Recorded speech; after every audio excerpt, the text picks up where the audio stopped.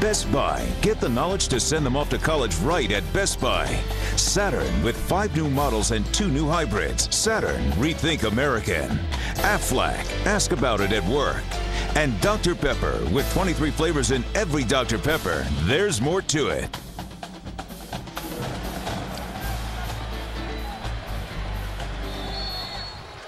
Well, if you just joined us, hard to believe the sunshine now. We understand it's getting really muggy down on the field, but we had a really hard rain in the first quarter. Rain all day yesterday as the pass is thrown incomplete, just shy of the 30-yard line.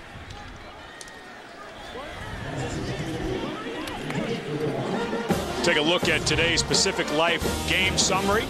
Sam Bradford twice down in the red zone. Calls an audible. He sees one-on-one coverage on Malcolm Kelly. Hits him in stride both times. Missed tackle for the touchdown. And then the big defensive play. The fumble calls by Williams, and Smith takes it the distance, the third longest fumble return in Oklahoma history to make it 21-3. Well, I'll tell you what, Campbell had a sack just a while ago in this quarter. He really tattooed the ball carrier right there. You can see the leverage this guy has and the power that he packs when he comes in and hits you, which is not unusual. An arm tackle. Which is unusual for a 6'8" guy. He plays with good pad level, and he's got long arms, but they are strong. It's unusual. Sometimes you can get into those guys' bodies and shut them down a bit. Murray now in the game at tailback. They're trying to get him into the pass pattern. In fact, they get it to him right over the middle, and it'll be good for about 5 yards. Gooden comes over to make the tackle. Gooden, I think, unofficially has 5 stops, but there was a good read on his part because he knew that running back was his. Not a pleasant experience to have to try to keep up with somebody like number 7. And Miami needs something to get going. They couldn't take advantage of that fumble. And with the shaky snap situation, I wouldn't be surprised if they overload and try to block this thing, Ron. Now, we'll see if they do. Cohen standing back at the 8-yard line.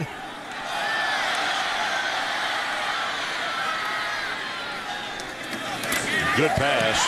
Hitting right in the hands, and here's the kick. Spiral's going to turn over. From the 36-yard line is Cooper. Cooper still dancing, still dancing. And then his dance card said, no, let's move on to the next one here. They stop him officially around the 48-yard line. Near the conclusion of today's game, we'll select a Chevrolet player of the game from each team. Chevrolet will make a $1,000 contribution to each university's general scholarship fund. I think Patrick Nix, the offensive coordinator, needs to get back into a rhythm for Kirby Freeman. I just don't think he's going to beat Oklahoma with his arm. Start getting some quarterback read. Kyle Wright has come into the ball game at quarterback. Little play action. Wright all the way to the sideline and then just throws it away. Austin English again with a good pass rush, number 33. He's been very effective today as well. Well, and I'm not surprised to see Kyle Wright in the game. A 2-year starter. Kirby Freeman beat him out during fall camp, but Kirby's just had some issues with handling the ball. He just doesn't look comfortable, and you hope that the senior 2-year starter can come in and settle things down a little bit. They should be able to get a running game going. They just don't need mistakes out of the quarterback position. I feel Kyle Wright maybe gives him a better chance in that department right now. High pass from the shotgun, and straight ahead, James, maybe a gain of 1. Lindy Holmes came up from his cornerback spot to make the tackle. We were talking just a moment ago about Austin English and the job that he has done defensively. Over on the other side, number 98, John Williams, has quite a day going. 3 tackles, 2 tackles for a loss, and also caused the fumble that resulted in a 61-yard touchdown return by Reggie Smith. So both of those defensive ends for OU playing extremely well today.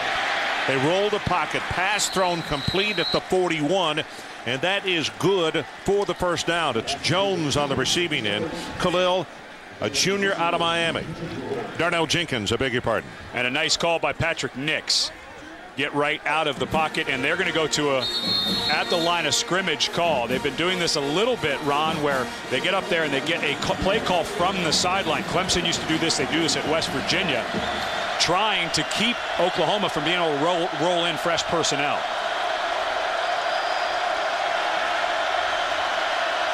Kyle Wright with the audible.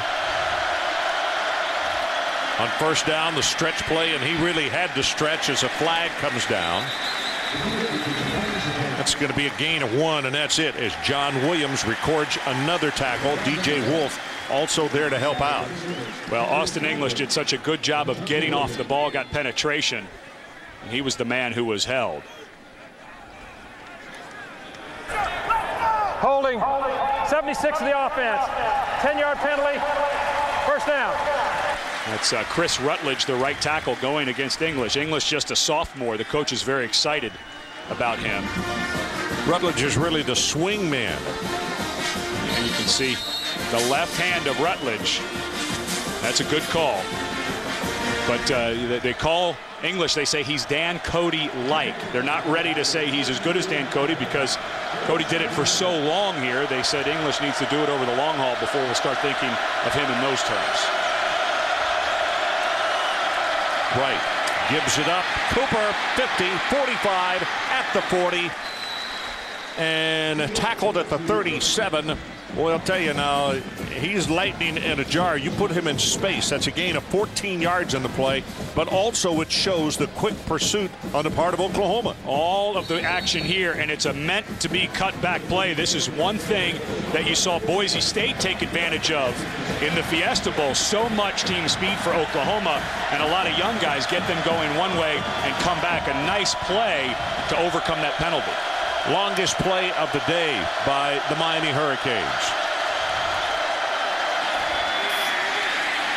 Cooper this time dancing around, but Ryan Reynolds is right there to take his feet out from under him, and it's going to be a third down, and they've got to take it to the 31 to keep the drive going. We're about to go under 5 minutes to play in his opening half. Well, you saw the last time that Miami was in third down, they moved right out of the pocket. I think you're in that position again where you have to suspect a blitz is coming. Kyle Wright right-handed. You've got it back to his right. Maybe roll him that way to get him out of harm's way. Third down. Crowd coming to life. Trying to help out this Oklahoma defense. Pass complete. They'll have the first down at the 28. Darnell Jenkins, the senior, out of Miami Central on the receiving end. You know, we were talking to Patrick Nix, who also serves as the quarterback's coach along with his offensive coordinating duties, about Kyle Wright. And he said, you know, obviously not happy at losing the starting job, but he's been on both sides of it. Realizes how quickly things can change. Now, Freeman didn't get hurt. They just look for a change of pace, and this young man has been preparing himself as the starter all week. Kyle Wright trying to get him in the end zone in his first offensive series. Little miscommunication there. And he comes over to talk to the wide receiver Shields, and they were not on the same page as far as the receiver was running a go. He thought he was going to run a hitch. Yep. Yeah, Lance Leggett, the inside receiver, even turned to Shields. Said, hey, man, you're in the wrong route. So it's second down and 10.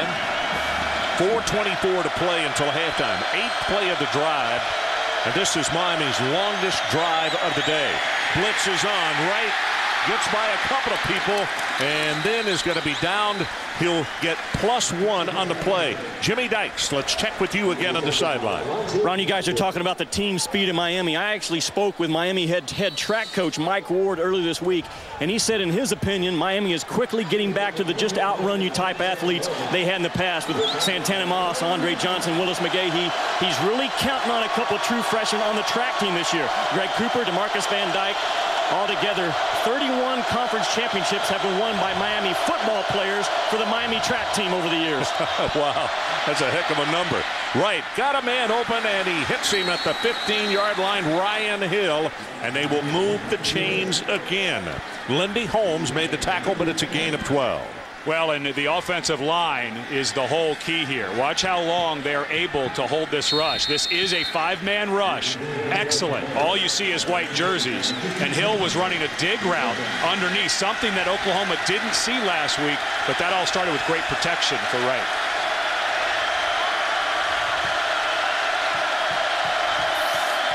Blitz coming off the corner, fade route. way out of bounds, so not an opportunity to score it. You can see Sam Shields bang the football to his other hand because he knew he was going to catch the football, but he was not on the field to play. Well, I think right threw that out on purpose. He saw double coverage. He was getting some pressure and just said, let me get this thing out of bounds so we can get to second down. Ron, I think at this point, because of the momentum, Miami, I'd take a shot here soon. You're already in field goal range. Coming away with 6 would be a big deal. Second down, here comes pressure. They're going to throw the middle screen, and Darnell Jenkins tried to run before he secured the football. That's 2 that he has dropped now. And going back to the Marshall game, a lot of people around Miami upset with the efficiency of Kirby Freeman. He only went 9 for 21, but there was 4 or 5 drops, and we've already seen a few here today. So, listen, a lot of weight is always on the shoulders of the quarterback at any program, but especially at Miami. If your receivers aren't helping you out, it makes you look worse than you maybe are. 12th play of the drive coming up, 3rd down, and they need to take it to the 5-yard line.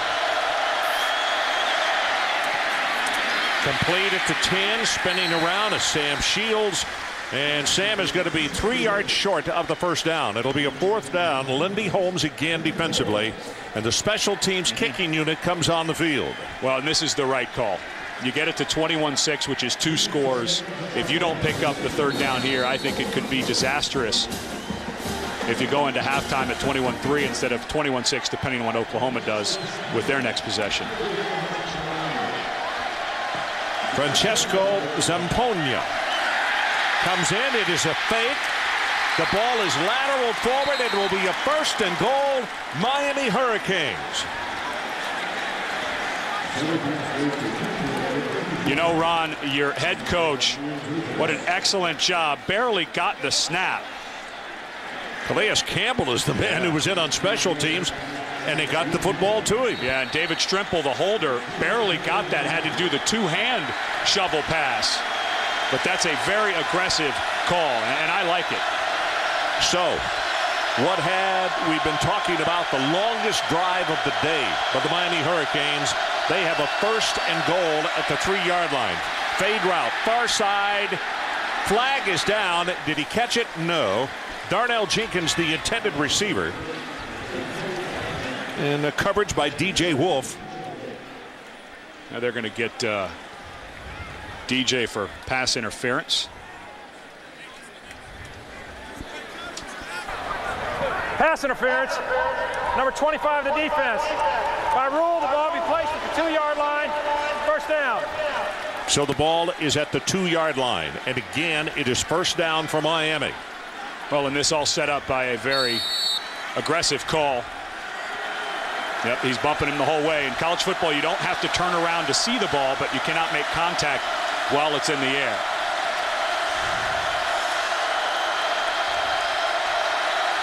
Craig Cooper is the man dotting the I. Gets the handoff right up the middle at the 2, at the 1.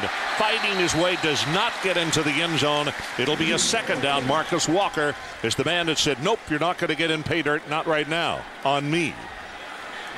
You know, Ron, one of the things you wonder about as a guy goes from being a coordinator to a head coach is how does he manage the whole game? It's no longer just one thing he's doing. And Randy Shannon, biggest game, the beginning of his career on the road against a bitter rival. What a great call on that fake field goal. 15th play of the drive by Miami. Airborne, and he won't get there. Craig Cooper tried to take it over the top, and it's Ryan Reynolds who puts the lumber on him, and now it's going to be 3rd down and goal. It gained a little bit, and part of the problem is when you hand the ball this deep against this type of speed is they can close it. I think you just need to go, if you're going to run it, which I think Miami will on this. They do not want a turnover. A quarterback sneak is all you need.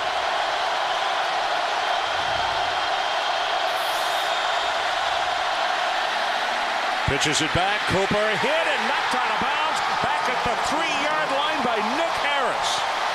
Oh, what a defensive play. Well, now Miami's put themselves in a position, Ron, on 4th and goal. It looks like they're going to go for it. And they have proven.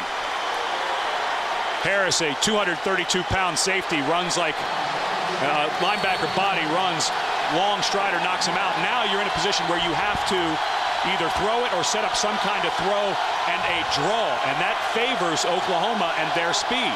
17th play of the drive. 4th down. The ball is placed 2.5 yards away. Fade route, near side, and it is incomplete. Flag goes down. They'll get a new set of downs. I've never liked the fade on 4th down, Ron. You only get one shot. And very lucky that time as Marcus Walker is going to be the person who was flagged for it. Sam Shields was the gentleman they were looking for. Pass interference, 24 of the defense. Ball placed at the 2-yard line, 1st down. And Marcus Walker, a senior, over there battling. Well, Ron, you know, there was some contact early, but they're late, it looked to me. Well, it doesn't matter. They called it, and that's the way it's going to go in the books. This is the 18th play of the drive coming up. They have eaten up 6.5 minutes off the clock. And Kyle Wright wants to call a timeout. He wants to make sure that everybody knows what page, and they're all reading the same word. So we'll take a timeout. 1:15 left in this opening half. It is Oklahoma 21 and Miami sitting on the doorstep 3. Football, ESPN.